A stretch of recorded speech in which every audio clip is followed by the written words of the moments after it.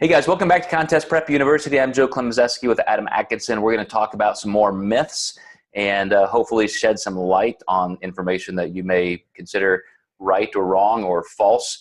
And this one is going to be, can too much protein damage your kidneys? And I'm going to tell you right up front that I know the science on this. I've done a lot of reading thoroughly, so I'm going to toss the ball to you, Adam, and see how you do. So be careful. I'm going to grade you on this. Yes. So I want to first start with how I think this myth started. And there is a byproduct called creatinine that is measured when people get blood work done. And this is constantly elevated in athletes due to hard training. I think personally that doctors have said they're a lifter, they're eating tons of protein, and just, for no direct reasoning have linked, high protein diets with athletes and saying that that is the reason we're seeing some of these elevations.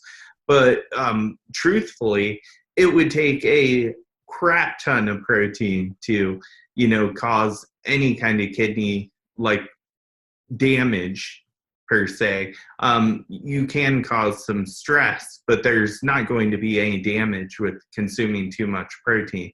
But at the same time, it just does not make sense to consume more than the RDA of 0.7 per pound of body weight. That's just not going to be a big deal consuming a little bit over that, especially if you're an athlete. But no, they are not bad for your kidneys by any means at all. Okay, so let's back up and talk about what is truly, kind of a normal amount. So what researchers, especially in the dietetics industry, researchers would call normal.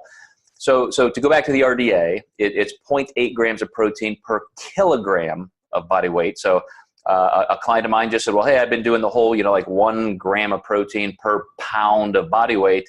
And I had to say, well, first of all, with your calculations and your body weight, that's actually already 2 to 2.25 times the RDA.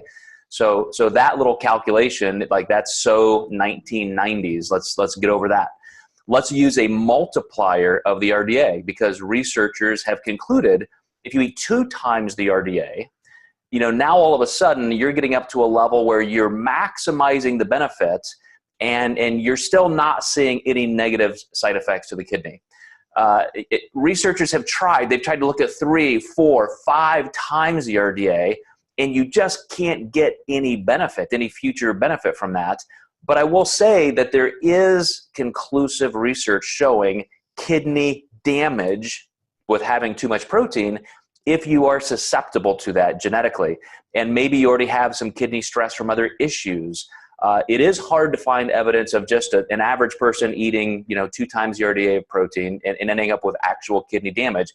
You can show stress, as you said, Adam. You can, just like you can check your liver enzymes, you can check, filtration rates. You can look at all kinds of nephrology markers on your blood chem profiles.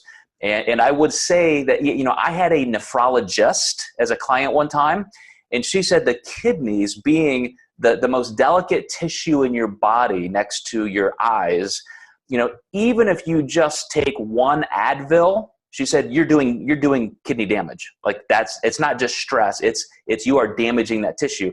And you can regenerate that, and it can recover and repair just like other cells in the body, but the kidneys are highly susceptible. So I think a lot of people looking at, quote, damage don't understand it from a true researcher perspective or a nephrology perspective. It's just kind of that terminology. We can be just as to blame as people who are, throwing up all kinds of trigger warnings and the earth is, falling apart because you had too much protein, as helpful. Sometimes it's just not helpful. So I would say we really need to be careful and at least understand what's beneficial to us, which would be 2 to maybe 3 times the RDA, and then actually look at your blood chem. Look and make sure that you don't have any elevations in those areas. I had a contest prep client who's actually on a transplant list. She just had her transplant done 2 weeks ago. But I managed her diet all the way up until surgery.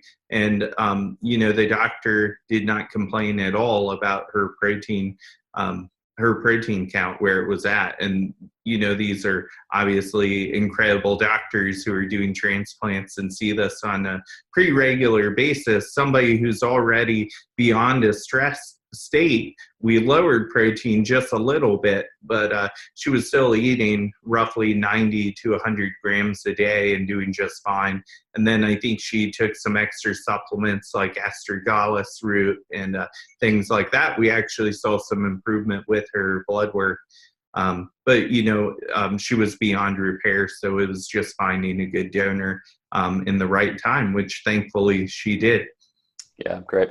And I would say, 90 to 100 grams is still pretty moderate. I mean, that's within that 2 times the RDA range, which again, I mean, a physician could say that's still too high. Let's back it all the way down to that level of the RDA. So that's a very good case study. All right, guys, hope that helps. We got other videos you can review on protein requirements and intake, but we're going to move along and make sure we can record some more of these for you on other myths. So stay tuned. We'll see you next time in Contest Prep University.